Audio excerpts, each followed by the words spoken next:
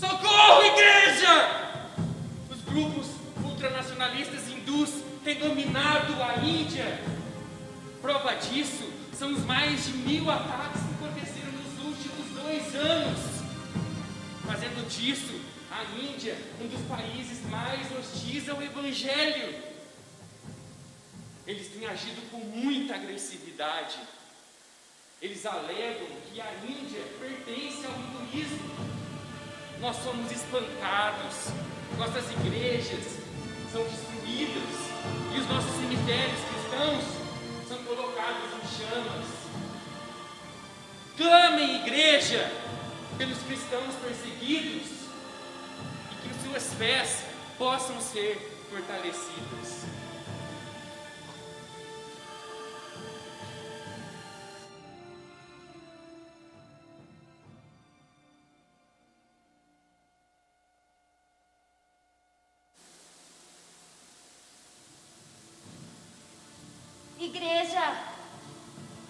Igreja, sou cristã, ex-muçulmana.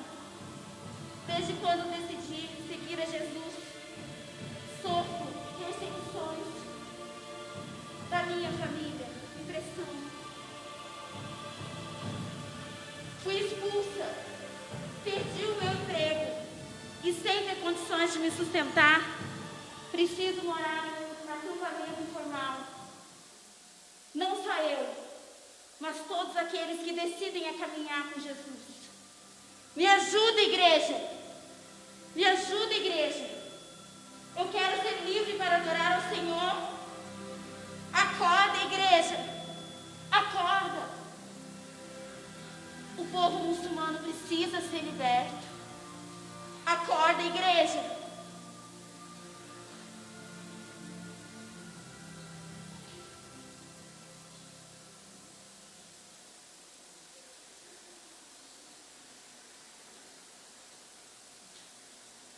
Acorda, igreja! Temos muito trabalho. O chamado de Cristo é para você. Ide, fazei discípulos de todas as nações, batizando-os em nome do Pai, do Filho e do Espírito Santo, ensinando-os a guardar todas as coisas que eu vos tenho mandado. Eu preciso de você, igreja. Eu não posso ir sozinho.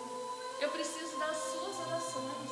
Eu estou deixando a minha casa, a minha família, o meu emprego, o meu país, para falar do amor de Cristo aos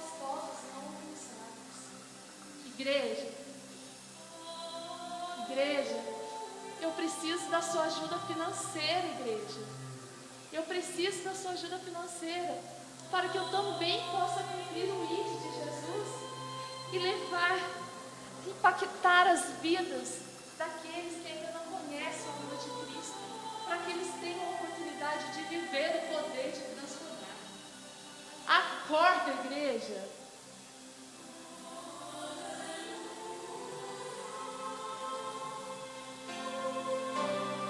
Acorda, igreja! Acorda!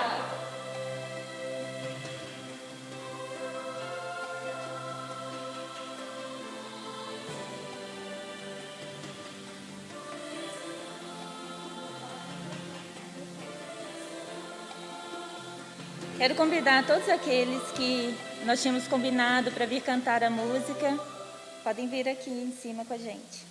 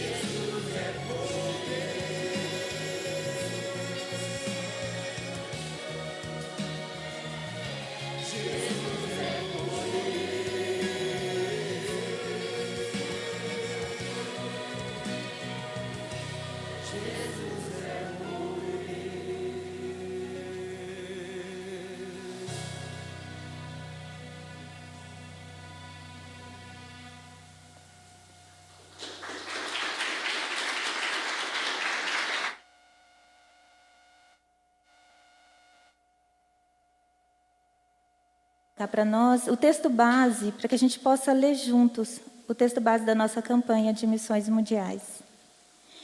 Vamos ler juntos? Está em 2 Timóteo 1,7. Pois Deus não nos deu um espírito de covardia, mas de poder, de amor e equilíbrio. Irmãos, eu estou muito feliz com a campanha que nós fizemos, apesar da pandemia, apesar de nós ficarmos sem o culto. E foi uma campanha muito feliz, e eu tenho certeza que vai impactar vidas, né, com as nossas ofertas, com as nossas orações. A André vai colocar para nós como que, até onde nós alcançamos simbolicamente com a nossa campanha até hoje, mas eu creio em nome de Jesus que domingo que vem nós vamos poder apresentar novamente com 100% da nossa oferta, que foi no valor de R$5.000.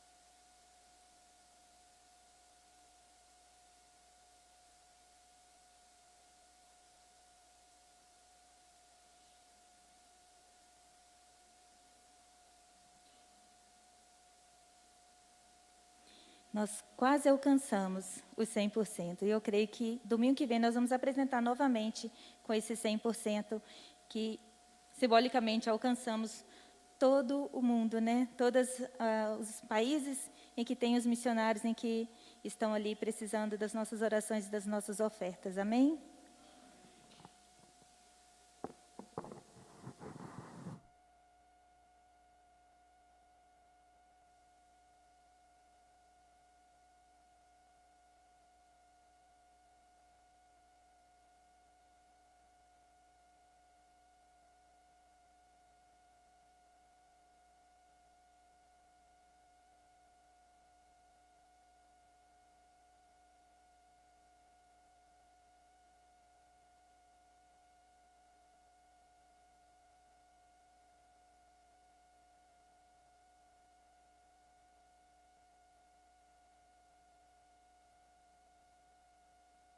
Muito bem. Queridos, antes nós refletirmos sobre o recado de Deus que eu creio para a vida da igreja essa noite, queria agradecer as pessoas que estão nos visitando. Tem o Bruno ali que está a primeira vez que está com a gente. Deus te abençoe, seja muito bem-vindo, tá ok? A filha do pastor Vanderlei está aí com a gente passeando, né? Seja muito bem-vinda. Os meninos ali, sejam muito bem-vindas, viu? Queridos, o Eduardo, nós, ontem, no finalzinho da tarde, ele foi atropelado por uma moto, né? E ele foi para a Santa Casa e ele foi liberado agora, um pouquinho antes do almoço, na hora do almoço, e está em casa em observação. Mas eu queria pedir à igreja que estivesse continuando em oração. O Eduardo, ele é filho da Joyce e do Augusto, né? O Augusto é o terceiro tesoureiro da igreja, e eu queria que a gente estivesse continuando em oração pela vida dele, tá ok? Muito bem, é isso aí. Eu pus na lista de transmissão, a Nicole está com uns bombons missionários, né? Não sei se tem ainda, Nicole. Nicole é aquela muçulmana disfarçada aqui, ó, de cristã. Mas ela perguntou que tinha 5 sabores. Eu quero 10, Nicole. Qual sabor? Qualquer um. Chocolate, a gente come qualquer um, né? Eu faço discriminação nenhuma com chocolate, não. Chocolate, até giló com chocolate deve ficar bom, né, gente? Muito bem. Queridos, a Bíblia, eu acho incrível isso, que ela nunca mascarou nenhum dos seus personagens, dos seus heróis. Essa característica da Bíblia, não mascarar a história dos seus heróis, dos seus principais personagens, na teologia é chamado de uma evidência da veracidade da palavra de Deus. Mas para mim é uma característica da lisura, da inspiração de Deus do texto bíblico. Pensa comigo, Abraão. Abraão é pai de 3 religiões, né? Do judaísmo, do cristianismo e do islamismo. Sobre ele houve uma promessa da parte de Deus: em ti serão abençoadas por meio de ti todas as nações. Mas Abraão mentiu, não uma vez, pelo menos duas, e o motivo da mentira de Abraão foi porque ele estava com medo de colocar a vida dele em risco, esposa de Sara, sua esposa. Negócio que eu consigo entender. Olha só o que o texto bíblico fala em Gênesis capítulo 12, verso 11 e 13. Na peregrinação, quando Deus mandou Abraão sair da sua terra, diz assim o texto bíblico: quando estava chegando ao Egito, disse a Sarai, né, depois que Deus transformou o nome dos dois, mudou sua mulher: bem sei que você é bonita. Quando os egípcios as virem, dirão: essa é a mulher dele, e me matarão, mas deixarão você viva. Diga que é minha irmã, para que me tratem bem por amor a você, e minha vida seja poupada por sua causa. Depois, no capítulo 20 do mesmo livro de Gênesis, Abraão faz a mesma coisa. Ele preferiu colocar a vida de Sara em perigo a colocar a sua própria. Muito bem, mas não só Abraão, herói, né, pai de 3 grandes religiões universais, que tem manchas na sua biografia. Não. Isaac, o filho dele, e Rebeca, como é que eram os dois como pais? Né? Um gostava mais de um filho, o outro gostava mais de outro filho. A mãe fez um complô com o filho para enganar o pai. O filho gostava de enganar os outros. Aí o irmão ficou com raiva, queria matar o... Parece uma novela mexicana, né? A história. Isaac, filho de Abraão. Jacó, o fruto desse relacionamento de Isaac e Rebeca, como é que era o título dele? Como é que ele ficou conhecido na história? O enganador. O enganador. Aquele que bobeava, ele passava a perna mesmo. Davi. Como é que Davi ficou conhecido como rei? Não, pela mancha na história da sua vida como um adúltero e um assassino. Tomé foi aquele que teve o privilégio de ser um dos 12 que caminhava diuturnamente com Jesus Cristo, presenciou os milagres de Jesus, a fala de Jesus que ele ressuscitaria. Quando falaram que Jesus está vivo, o que ele falou? É mesmo, ele falou mesmo, ele avisou. Foi isso? Ele disse: não acredito nada, se eu não tocar na ferida da sua mão, na ferida do seu lado, eu não creio. Paulo, a gente, quando se lembra de Paulo, você, não, Paulo é aquele que escreveu o maior número de livros do Novo Testamento, mas a gente se esquece que Paulo, antes disso, era o quê? Um assassino, um perseguidor da igreja de Jesus Cristo. Isso tudo nos mostra, queridos, que todos esses personagens, todos esses heróis do cristianismo, não foram heróis por suas qualidades. Eles foram heróis por causa do mover de Deus sobre as suas vidas. Não foi por mérito próprio que cada um deles ficou marcado na história pelos feitos que eles realizaram. Não. Eu queria dar um último exemplo para os irmãos, e com isso a gente lê o texto da história de vida de uma pessoa que muitas vezes a gente não percebe isso. Abra aí Mateus capítulo 9. Mateus capítulo 9, verso 9. Passando por ali, Jesus viu um homem chamado Mateus, sentado na coletoria, e disse-lhe: siga-me. Guarda aí, siga-me. Mateus levantou-se e o seguiu. Estando Jesus em casa, foram comer com ele e seus discípulos muitos publicanos e pecadores.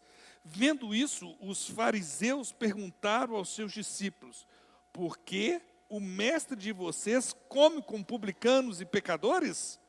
Ouvindo isso, Jesus disse: não são os que têm saúde que precisam de médico, mas sim os doentes. Vão aprender o que significa isso. Desejo misericórdia, não sacrifícios. Pois eu não vim chamar os justos, mas pecadores. Mateus ficou marcado na história do cristianismo como um privilegiado. Ele foi um dos 12, daquele grupo bem próximo de Jesus, que durante o ministério de Jesus conviveu intensamente com Jesus. Não somente isso, Mateus também ficou marcado como aquele que escreveu um dos evangelhos, o Evangelho de Mateus. Ele ficou marcado por ser, depois da ressurreição de Cristo, elevado à condição de apóstolo. Olha que coisa incrível. Esse breve resumo da história de Mateus pode nos dar uma ideia distorcida de quem Mateus realmente era e de como as pessoas o enxergavam. Quem eram os publicanos? Publicanos eram aqueles que coletavam impostos em favor do Império Romano. O Império Romano tinha a prática, quando ocupava uma nação, escolher alguns dos nacionais da própria nação para que exercesse o direito de coletar os impostos, já que ele conhecia melhor as pessoas, a região, a geografia, quem tinha mais dinheiro, quem tinha menos. Isso era mais fácil para alguém que fosse da própria nação. E isso era feito através, muitas vezes, de venda desse direito. Para tanto, os coletores de impostos, são chamados de publicanos, eles exerciam esse direito, muitas vezes com violência. Isso é história, viu, queridos? Isso é história. Com violência e muita desonestidade. Já que eles tinham comprado o direito e poderiam chamar o exército romano para que fosse cumprida a determinação dele de cobrar o imposto que ele achava que era devido a qualquer cidadão. Agora, queridos, imagina uma nação ocupada por outra nação. Já há um sentimento terrível dessa ocupação, né? Há um sentimento nacional machucado, né? Da gente estar subjugado a outra nação. Agora imagina que entre nós havia alguém que trabalhava em favor desta nação que estava ocupando o nosso país. Qual que seria o seu sentimento em relação a essa pessoa? Esse sentimento que você está pensando aí, era o sentimento que havia no coração de todos os judeus em relação aos publicanos. A situação do texto que nós lemos, nos mostra que quando os judeus, especificamente os fariseus, vindo Jesus entrar na casa com um publicano e juntamente com ele outros pecadores, foi mais ou menos assim na versão João Marcos revista e atualizada. Que Jesus, o mestre, você está fazendo com esse povo aí, gente? Que mestre é esse que vocês têm que entra na casa de um publicano?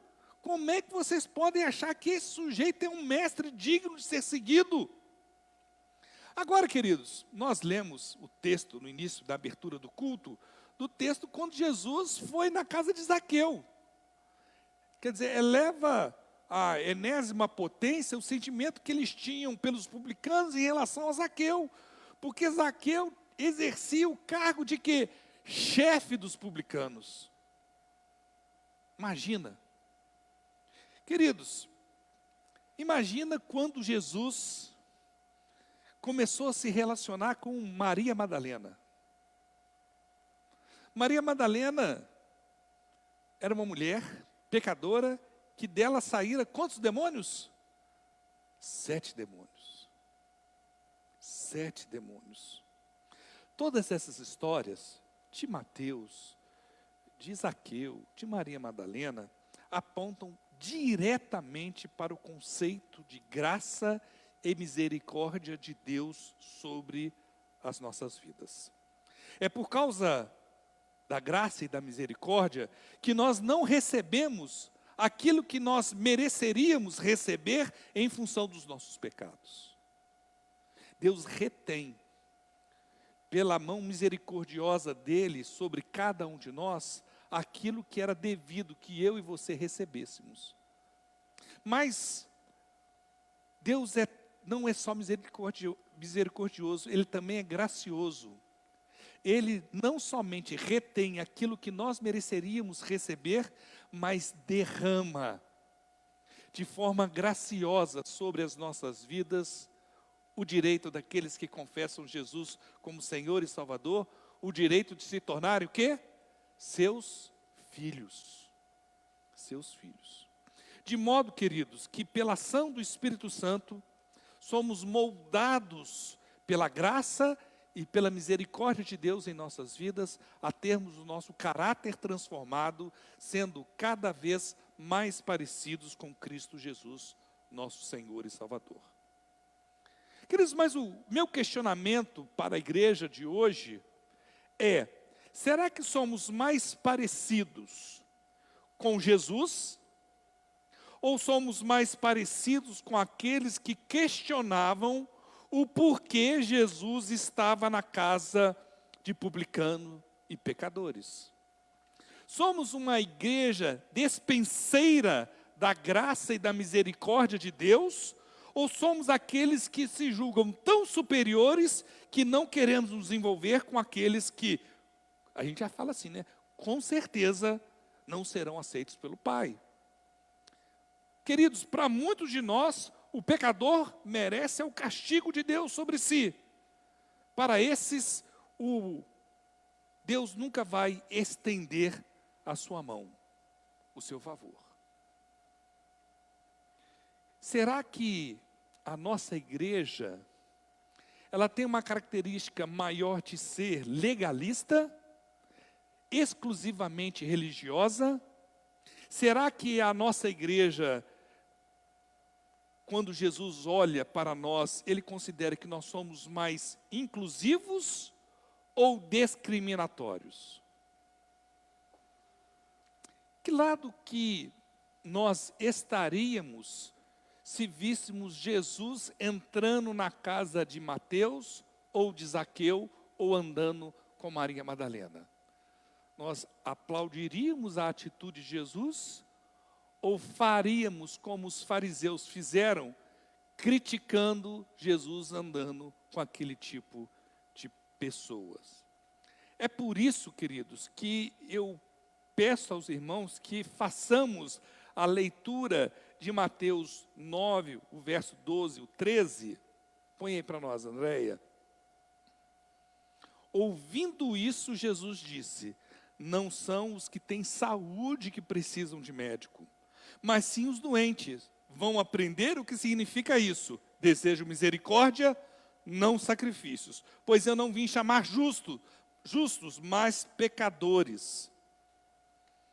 Como é que esse texto fala conosco? Meu grande medo, queridos, é que, enquanto igreja de Jesus Cristo, a gente pegue esse texto e lê como uma história, e ele não tenha lugar nos nossos corações. Como comunidade de fé, como igreja de Jesus Cristo, sabemos que estamos aqui para buscar o perdido? Ou a gente virou um clube religioso? E eu falo que, se a proposta da igreja é ser um clube, nós somos ruins nesse negócio. Compara a gente com a Caldense. A gente perde de goleada, né? A piscina nossa, compara com a da Caldense. Nós não temos quadra, coloquei uma cesta de basquete para os brincar ali, no estacionamento. Nós não somos um clube. Nós somos um povo chamado para fazer a diferença, respondendo às demandas deste mundo, em nome do nosso Senhor e Salvador, Jesus Cristo. Querido, ter um olhar crítico para nós mesmos, enquanto igreja, é tarefa das mais espinhosas.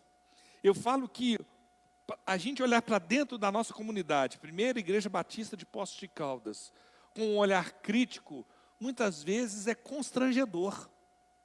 Porque a gente percebe que muitas vezes nós não expressamos de fato o projeto de Deus para a vida da igreja aqui em Poços de Caldas. Como disse, o que me preocupa é que textos como estes sejam lidos e estudados com um distanciamento tal que não aplicamos este texto em nossas vidas. Será que a gente sabe que o são não precisa de médico? Quem precisa de médico é o doente. Será que a gente sabe que Deus deseja misericórdia, não é sacrifício? Queridos, como diz a belíssima peça, né? Acorda, igreja. Acorda, igreja. Jesus, ao contrário, era totalmente diferente. Ele conseguiu mostrar que veio de fato buscar o perdido. Aqueles que muito afirmam, esse não tem jeito. Já viu? Todo mundo já falou uma vez na vida, tem um relacionamento com alguém que você fala assim, esse não tem jeito. Pois é, Jesus dava jeito nesse que a gente fala que não tem jeito. Esse Jesus dava jeito. Tem situações que a Bíblia, a gente tem que entender um pouquinho isso, né? Antigamente não era fácil, né? Eu acho incrível, hoje você já tem programas que você fala e sai o texto já vai digitando o texto automaticamente. Facilidade, né? A impressora minha lá tem Wi-Fi, você não precisa nem colocar mais fio, não. Eu impresso meu sermão já direto. Como a gente costuma brincar, né? A gente é pobre, mas é metido. Mas, meus irmãos, antigamente não era assim. Escrever era uma coisa cara, difícil. E eu acho que, em função disso, muitos textos, eles são contados de forma sintética, de forma resumida, escondendo ali algo que muitas vezes uma reflexão melhor traz à luz para a vida da igreja. Estou falando isso porque o texto diz, passando por ali, Jesus viu um homem chamado Mateus, sentado na coletoria, e disse-lhe, siga-me. Mateus levantou-se e o seguiu. Eu sempre fiquei intrigado com esse texto. Será que Jesus estava passando? Será que é assim que a gente deve interpretar esse texto? Jesus estava passando, viu um sujeito lá, passou por ele. Vamos imaginar que é o Jefferson. Ô Jefferson, levanta, vem, me segue.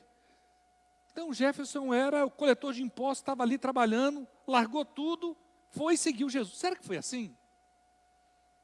Não acredito que foi assim não, queridos. Não acredito que foi assim. O que significa quando Jesus fala, siga-me? Como é que foi esse ato de Mateus largar tudo e seguir a Jesus? Vou propor um raciocínio com os irmãos aqui. Mateus era um publicano e ele era odiado pelas pessoas.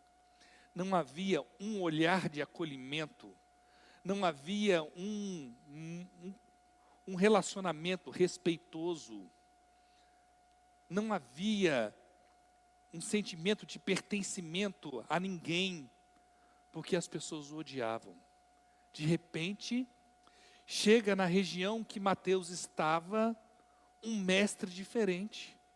E Mateus começa, com um olhar crítico, a perceber, a observar como aquele novo mestre se relacionava com as pessoas. Ele vê que ele não tem um olhar discriminatório. Ele percebe que todos têm acesso àquele novo mestre. Ele começa a perceber que a fala dele é cheia de doçura, e que as atitudes dele, ao invés de afastar as pessoas, aproximavam a pessoa. Cresce dentro de Mateus, então, um desejo de conhecer aquele mestre. Quem será esse que trata as pessoas desta forma? Quem será esse? Que vontade que eu tenho de me aproximar dele, mas eu sou indigno. Eu sou um publicano. Querido, para o judeu, o publicano estava na pior categoria de pecadores que existia. Publicano, prostitutas e pecadores vis. Existia um ditado entre os judeus que falavam que eles estavam na parte mais baixa dentro da nação de Israel. Aliás, eles nem considerados eram da nação de Israel, eram excluídos de fato. Queridos, quando o tempo foi passando e esse relacionamento, a distância de Jesus com Mateus, ele vendo, ele tratando, ele vendo o olhar, vendo a forma. Talvez Jesus tenha até conversado com Mateus e ele tenha ficado tão impactado até que um dia Jesus olha para Mateus, ele está trabalhando na coleteria. Jesus olha para ele e fala assim: Mateus, você não quer deixar essa vida para trás e me seguir, ser meu discípulo? Não? O que você acha?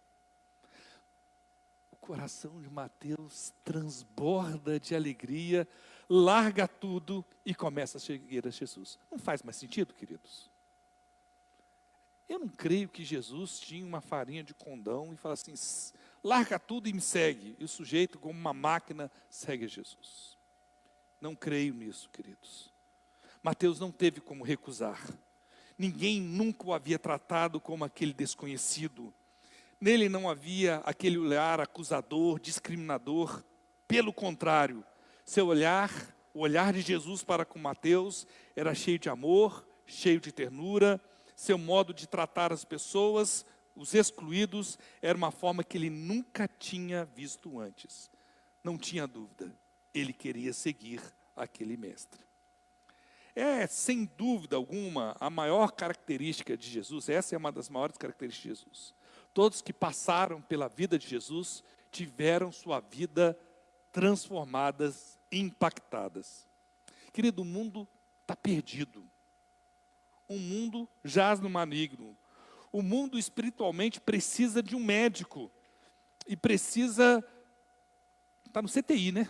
A gente pode falar assim, não está na UTI. O mundo está numa situação terrível, queridos. Sabemos que o médico é Jesus. Somente Ele, com seu amor, é capaz de transformar publicanos em apóstolos.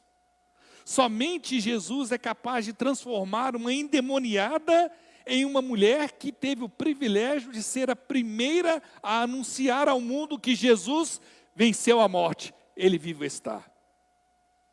Maria Madalena foi a primeira pessoa a anunciar a vitória de Jesus sobre a morte. Só assim podemos compreender porque o mentiroso e covarde Abraão é pai de 3 nações. Pai de 3 religiões, perdão. Um homem que recebeu a promessa por parte de Deus, que a partir dele todas as nações seriam abençoadas. Com isso em mente, podemos compreender também como um assassino e adúltero, como Davi, se transformou num homem que recebeu o título dos mais fantásticos que um ser humano pode receber. Qual o título que a Bíblia dá para Davi? Um homem com um coração segundo o coração de quem? De Deus. Vamos ler lá Atos 13, 22. No discurso de Paulo, ele fala assim: depois de rejeitar a Saul, levantou-lhes Davi como rei, sobre quem testemunhou: encontrei Davi, filho de Jessé, homem segundo o meu coração. Ele fará tudo o que for da minha vontade. Olha o poder transformador da graça e da misericórdia de Deus. Um homem violento, aquele que perseguia a igreja de forma raivosa, transformou aquele que levou o evangelho a boa parte do mundo conhecido. Paulo transformou tanto a sociedade da sua época que, na primeira parte do seu julgamento diante de Félix, ele recebe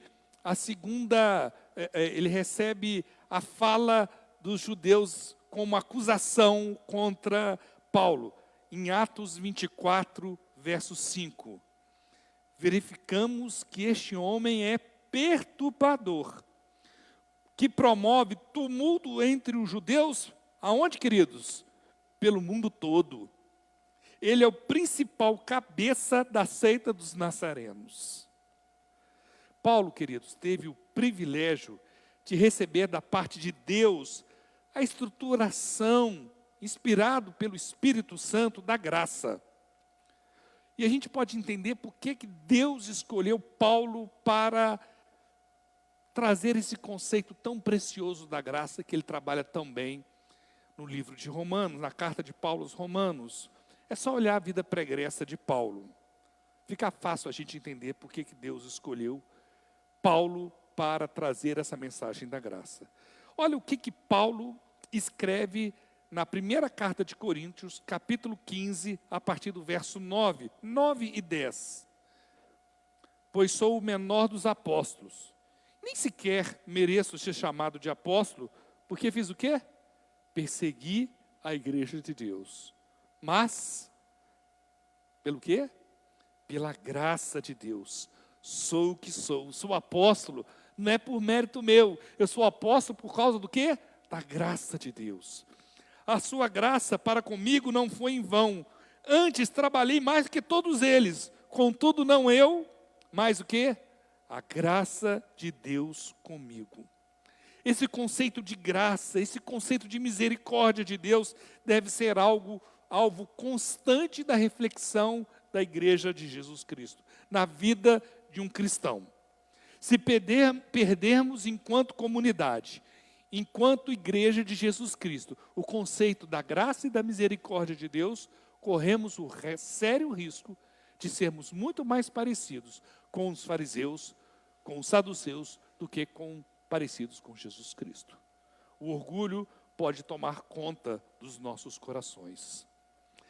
É nesse sentido que o discernimento da graça e da misericórdia é que deve estar sempre sobre a nossa reflexão em nossas vidas. Você já parou para pensar, vou fazer uma provocação aqui aos irmãos, o que seríamos se a graça de Deus não nos tivesse alcançado? Pensa aí, até onde o pecado que atua em mim e em você, se não fosse o favor de Deus, até onde você teria ido? Talvez nós nos pareceríamos com Davi, que chegou a cometer adultério e um assassinato. Talvez nós nos tornaríamos como Tomé, aquele que era incrédulo. Talvez nós seríamos semelhantes a Abraão, medrosos, preocupados mais com a segurança própria do que do outro. O que seria de nós? Onde você estaria hoje?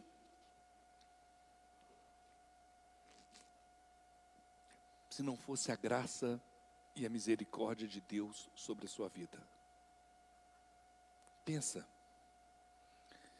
até onde o diabo poderia ter arrastado a sua vida e feito dela aquilo de pior que nós podemos produzir. Eu e você temos um potencial incrível para sermos os piores monstros que existem. É só a gente se afastar de Deus e a gente descobre isso. cada um de nós, sem o real discernimento sobre a graça e a misericórdia de Deus sobre as nossas vidas, perdemos a consciência do que poderíamos ser se Deus não tivesse nos alcançado. E a falta desse pensamento pode trazer sobre nós um sentimento de orgulho, que faz com que a gente ache que dentro dessa estrutura que nós temos aqui, não é qualquer um que pode sentar nesse banco, não. Não. Não é qualquer um, não. Isso aqui não é para qualquer um, não. Tem que ser bom igual a gente. Tem que ser santo igual eu sou santo. Tem que ser digno igual eu sou digno. Tem uma oração descrita por Jesus Cristo em Lucas capítulo 18, que eu acho que dá uma dimensão de como é a oração de quem não entende graça e misericórdia e de quem entende e vive a graça e a misericórdia de Deus. Lucas 18, 11. O fariseu em pé orava no íntimo: Deus, eu te agradeço, porque não sou como os outros homens, ladrões, corruptos, adúlteros, nem mesmo como este publicano. Jejuo 2 vezes por semana e dou o dízimo de tudo quanto ganho. Olha só a oração desse sujeito. Que perigo, queridos, a gente cair na cilada do inimigo em nossas vidas, de não termos o discernimento de quem de fato nós somos, do tamanho do pecado que existe em nossas vidas, de menosprezar a graça e a misericórdia de Deus. Mas, para aqueles que compreendem então o que é graça e misericórdia, o texto nos dá uma dimensão melhor no versículo 13 do capítulo 18 de Lucas.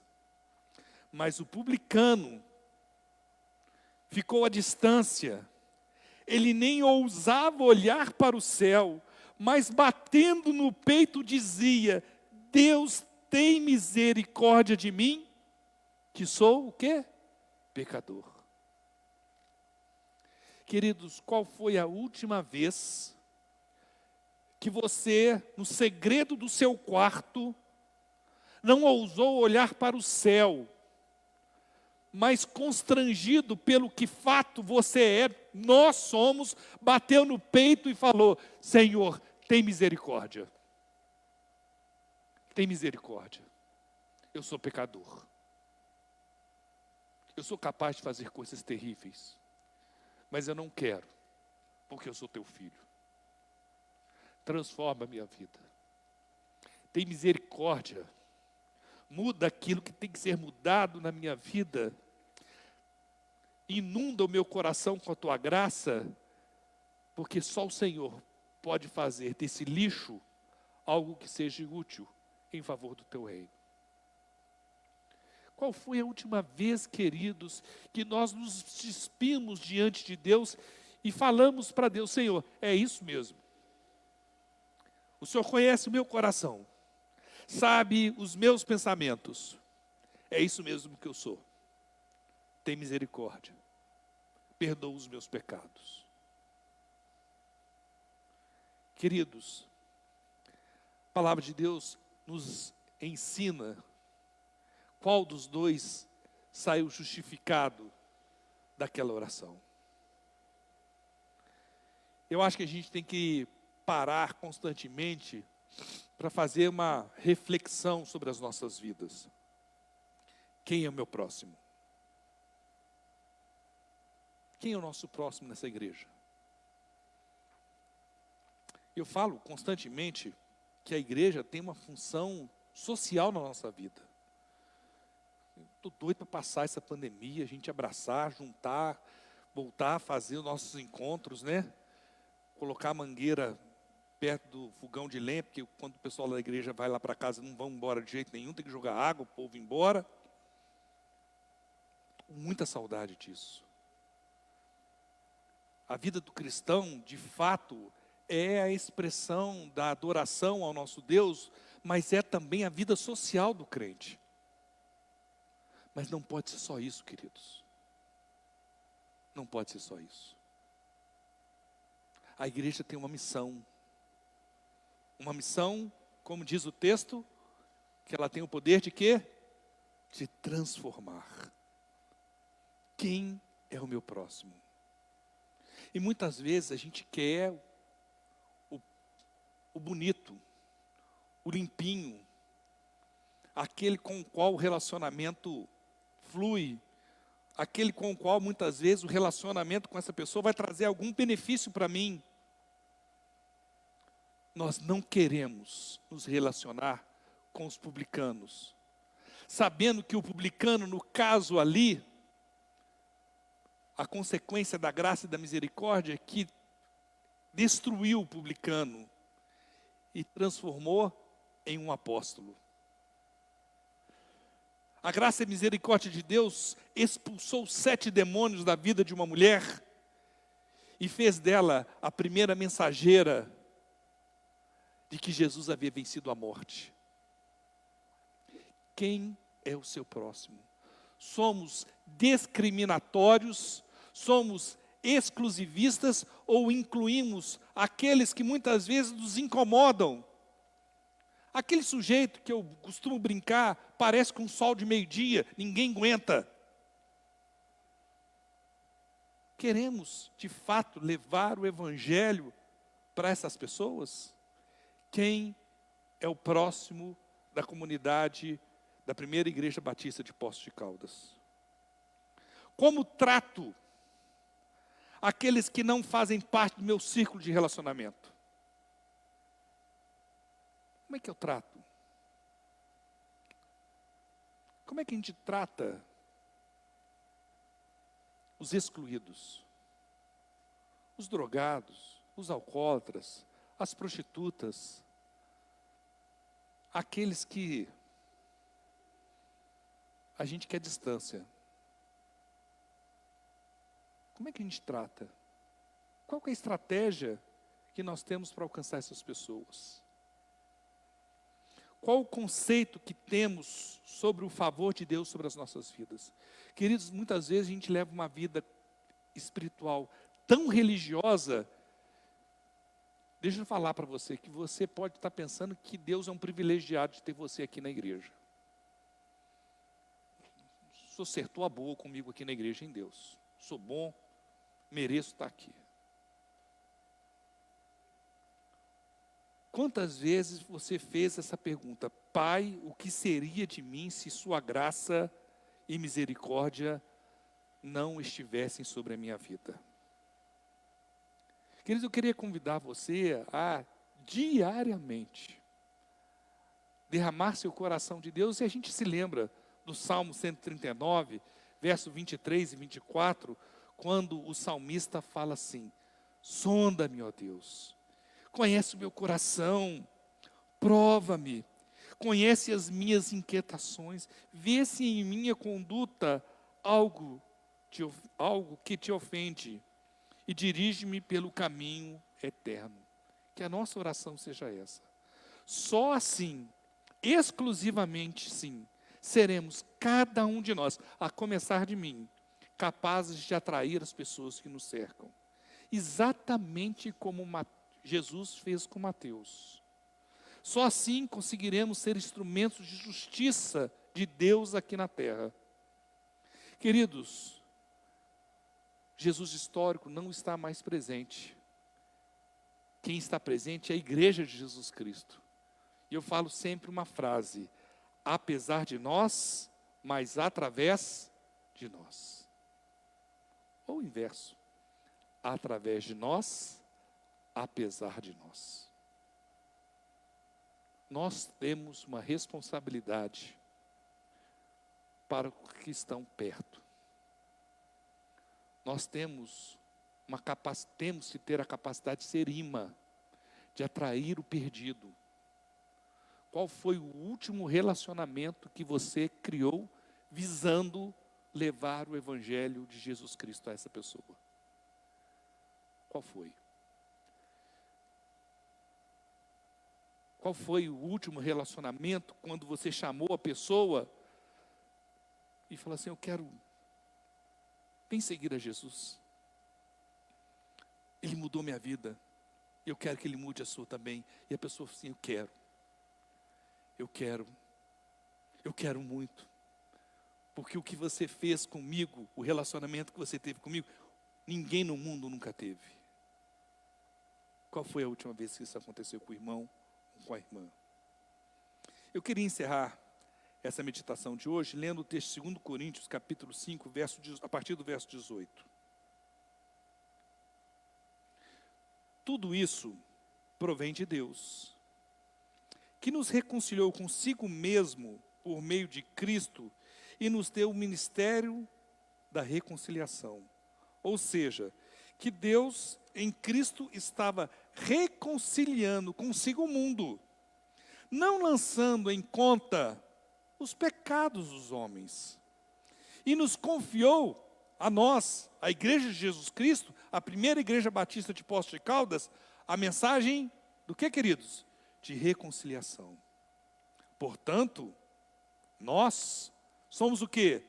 Embaixadores de Cristo. Como se Deus estivesse fazendo o seu apelo por nosso intermédio. Através de nós, apesar de nós. Por amor a Cristo lhe suplicamos, reconciliem-se com Deus. Deus tornou pecado por nós, aquele que não tinha pecado, para que nele nos tornássemos justiça de Deus. Querido, nunca se esqueça da responsabilidade que nós temos em alcançar o perdido. O que está perto e o que está longe, através da nossa campanha de missões mundiais.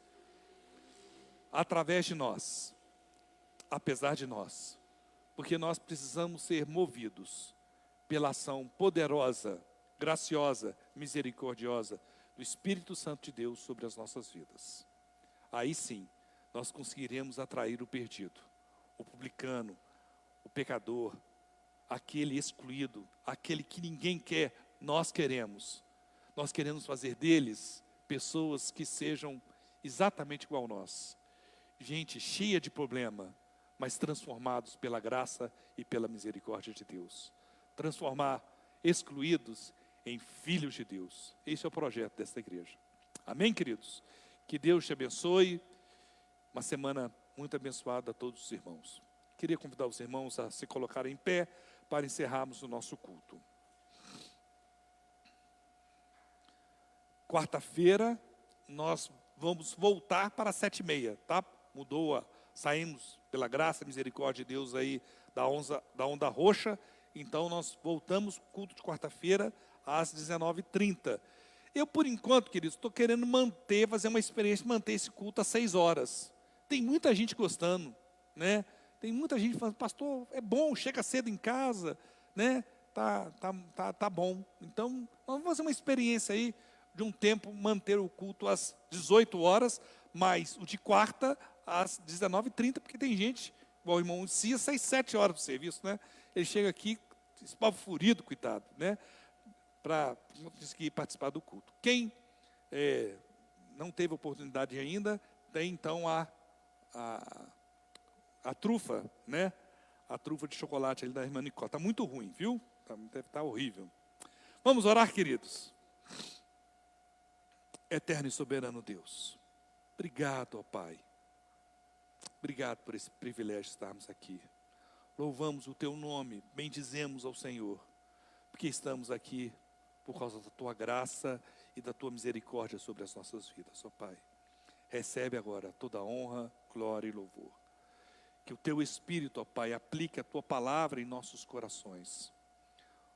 Ó Pai, faz através de nós, apesar de nós, ó Pai. Faz com que essa igreja seja instrumento de justiça poderoso do Senhor, ó Pai. Ó Pai, nos dê a capacidade, a partir da ação do Teu Santo Espírito, de fazer excluídos em filhos de Deus, ó Pai. Da mesma forma como o Senhor fez conosco. Da mesma forma. Nos ajude, nos capacite, ó Pai. Nos dê amor pelo perdido. Nos dê amor. Obrigado, ó Pai. Louvamos o Teu nome.